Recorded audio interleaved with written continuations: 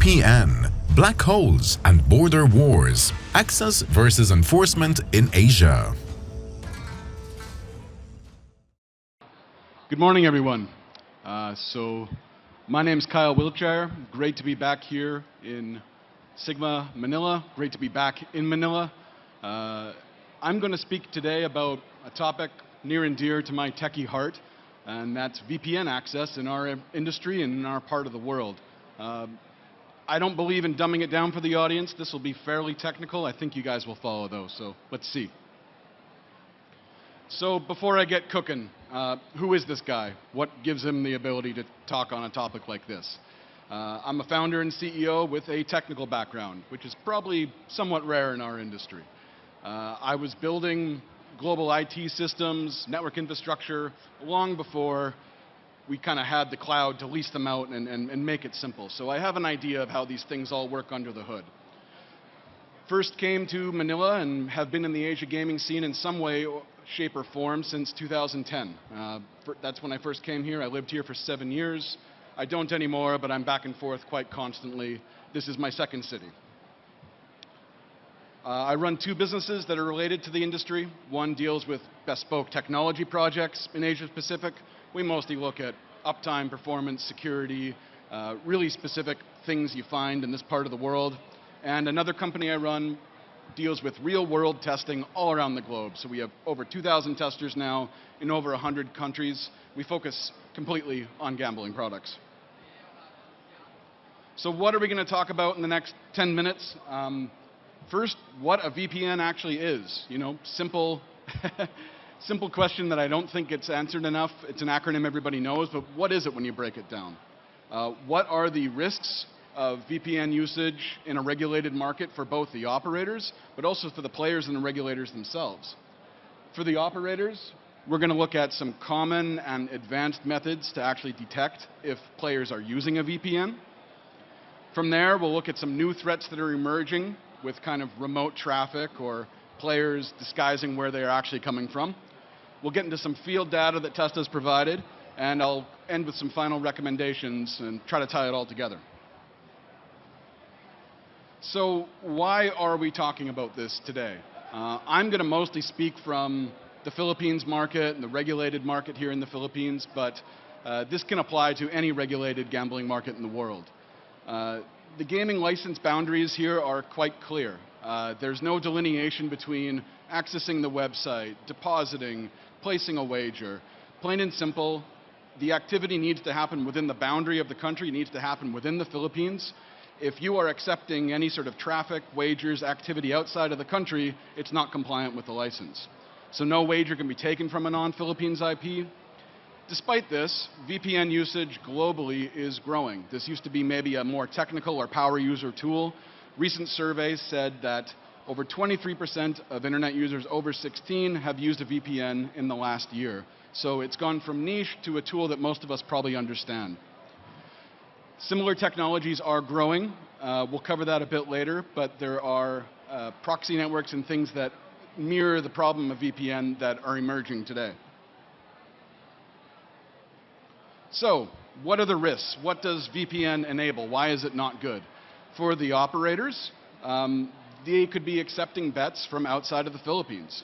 If they are accepting bets or taking traffic from outside of the Philippines, they can face fines of up to 300,000 pesos a day. They could potentially lose a license and even have the ability to seize assets, seize bank accounts, seize equipment, IP, you name it.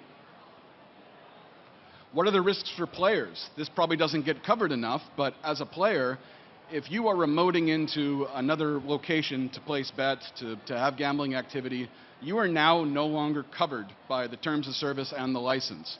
So even if things go your way and you've got a massive amount you want to withdraw, it's no longer legal. You could lose your winnings upon a withdrawal check. In the Philippines, you could actually face potential criminal liability. I don't think this has ever been exercised, but in the penal code, it makes it clear if you're using an unregistered or using a Philippine site remotely, that's against the law. And you lose the ability to dispute anything, obviously. Again, the terms say that you need to be within the country. So if you don't like how a wager went, or you've got some sort of issue with a bonus or whatever, all of it's out the door. Finally, what are the risks to the regulator? Essentially, if they're letting VPN and external bets from outside the market take place, you've got a regulated market, but actually a gray or black market happening within it. You lose the audit trail. It's very hard to follow KYC or individual betting behavior when they're going back and forth across countries. And yeah, essentially a black market within a regulated market, as we said there. So the big question, and this is where we're going to get a little technical, what is a VPN? An acronym I think a lot of people know, but if we actually break it down, we call it a virtual private network. And what this means is the internet is kind of the world's biggest computer network. It's all broken up into this IP range is part of this country, this IP range is part of this company. A virtual private network lets you build a tunnel of traffic from one location to the other. So in its simplest terms, it's a tunnel between one to the other. It could be a private network to another private network, a public network to another public network. It doesn't really matter. It's traffic taking a different route than what it normally would on the internet. So what are the legit uses for a VPN? If you've been in the corporate world more than a decade or two, your first exposure was probably having some sort of VPN to remote into your corporate office to access a mail server, a file server, some sort of intranet site. You could use VPN for privacy. So if you want to obscure where you actually are in the world, or you don't want to be able to track down a site you're using, you could protect yourself that way. And VPNs are also very useful for security. So when that tunnel is built, the traffic is encrypted. That means it's very, very hard, essentially impossible, to understand the data going back and forth. So if you're on a public Wi-Fi network or at an airport, if you're in some place where there could be a lot of people using a network, sniffing the traffic, VPN is a very good practice to use, a very good technology to use. What are some more nefarious uses of the technology?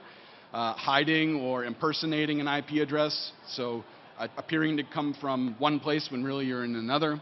Accessing blocked or illegal material in a market, so ISPs may have blocked certain content and VPNs can get around them. And fraud, data scraping, bonus abuse, anything to do with kind of large botnets or hacker activity, VPN and proxy usage is very, very common. So they want to obscure the bot activity, they want to hide it. Often you see traffic hopping around quite quickly. So this is where we break it all down. If an operator takes this threat seriously, there's a number of things they can do. We'll kind of start with the lowest complexity, lowest cost, and move our way up the chain here. The easiest thing to start with is what we call GeoIP databases. So you've got companies like MaxMind and they're called GeoIP that will actually sell you databases of all the IP space on the internet. This address is Singapore, this address is Canada, this address is US. Additionally, those databases can contain known VPN networks. So they can say, this address, it looks like it came from NordVPN, or this came from private internet access, so you know to block it. Quite simple. Additionally, you can blacklist cloud networks or infrastructure providers. If you've got traffic coming from AWS directly, or Google Cloud, or DigitalOcean or something, it's probably not a home user trying to gamble. It's probably some sort of system that's routing traffic in a particular way. So safe to block. Things get more complicated when you actually use the network equipment. So you can do a network analysis because we were talking about that tunnel before, how traffic is built from one point to another. That leaves a lot of signs that can be investigated. So what we have is something called time to leave or latency. I would expect if I'm in the Philippines using a Philippines site, the traffic would move back and forth pretty quickly. In internet parlance, 50 or 100 milliseconds. If it's 300 or 400 milliseconds, this is a bit of an indicator. You could be quite far away from where you are representing yourself to be. There's something called the MTU, which is the size of the packet, the information that's going back and forth. In the internet, this is pretty standard. VPNs use a different size because, as we said earlier, they encrypt the traffic. They need to make extra room for the encryption. So having a non-standard MTU size is not a guarantee someone's using a VPN, but it's a pretty strong indicator. Then you get into things like deep packet inspection, which a lot of firewalls and network equipment can do. Quite expensive to deploy. You need the right people to monitor, balance. It's a set of filters and kind of analytics, but very, very effective. But we're getting into more and more expensive territory now. You can do things with the browser. You know, every phone or computer is going to have a browser that they're accessing things on. You can ask the browser kind of tricky questions and say, hey, we expect that you're in the Philippines, but your language is in Thai and your time zone is off by an hour. That's odd, right? You can do reverse lookups where you ask the browser for information about DNS and say, what are you reporting versus what's actually reporting through the network stack. So again, it's a number of little factors that maybe individually don't point to a smoking gun, but collectively can be used to determine if traffic's legitimate or not. Eventually, we get into kind of what we call an orchestrated defense. So we take all of these data points and using some form of algorithm or AI engine, you score it based on risk. You say, how likely is this to be remote traffic versus legitimate traffic? This is obviously a lot more expensive, a lot more complicated, but it can get the leakage rate down to nearly zero. There are industry solutions that can help a lot with this. TransUnion, GeoComply have technology that can actually look at GPS signatures and all sorts of known fraud databases. So those are tools that are available, but they're quite expensive. They're typically seen in markets where the regulation is quite intense and these things are required, not so much in markets where you're just best effort GeoIP type of thing. So, what are some new threats that are emerging in this space? Most recently, in Asia, we've seen what we call residential proxy networks. So as I was saying, VPNs are typically companies or organizations that have a set of infrastructure. You can at least determine that they've got, you know, these IP addresses, this equipment. Recently, residential proxy networks are basically networks of people leasing their own computers to routing traffic around.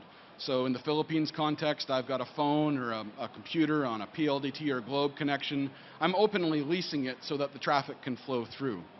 It's especially common in Asia because bandwidth is fairly cheap, and it's a simple way to make a few dollars. People are a little more trusting. These type of networks are much harder to detect than VPNs because you can't kind of nail it down with GeoIP. You need some of those more advanced solutions we talked about earlier. So on this topic, using some of our TESTA crowd testing network, we took a look at 14 operators in the Philippines who we didn't name here, but we looked at 4 different countries and decided, can we actually access these sites remotely? So in the red, you see that we tried to load the site from Thailand, Taiwan, Vietnam, Brazil, etc. And it didn't work. And then we tried the VPN, it also didn't work. So all of those are shaded red.